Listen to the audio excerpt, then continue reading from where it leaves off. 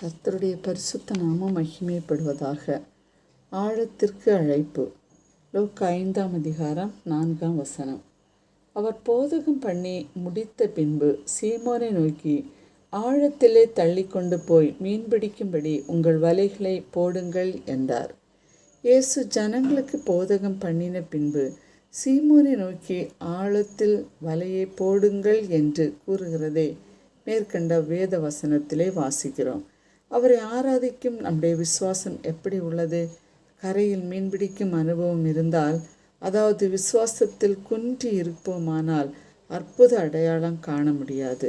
நமது விசுவாசம் ஆழமான கடுகு விதையைப் போல முழுமையாக்கப்பட்ட நிலையில் இருக்க வேண்டும். இன்று பல தேவைகளோடு இருக்கும் அன்பான பெற்றோர்களே, பிள்ளைகளே, வாலிபர்களே, வயோதிபர்களே, நம்முடைய விசுவாசம் எப்படி உள்ளது? தோல்விக்கு மேல் தோல்வி, கடத்திற்கு மேல் கடன், பிரச்சனைக்கு மேல் பிரச்சனை, எங்கு போய் ஒளிந்திருப்பேன், எனக்கு ஒரு மேன்மை இல்லையா என்று கலங்கி புலம்பி கண்ணீர் விடும் அருமையானவர்களே, கலங்காதே என்று கூறும் நம் தேவன் நம்மை அழைக்கிறார்.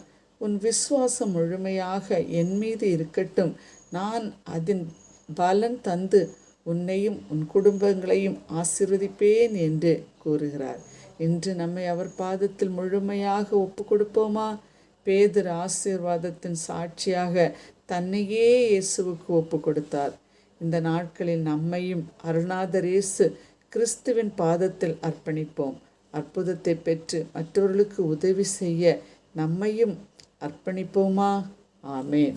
ஜெபிப்பான். பிள்ளை இயேசுசாமி, நல்ல நாளுக்காக உமக்கு நன்றி.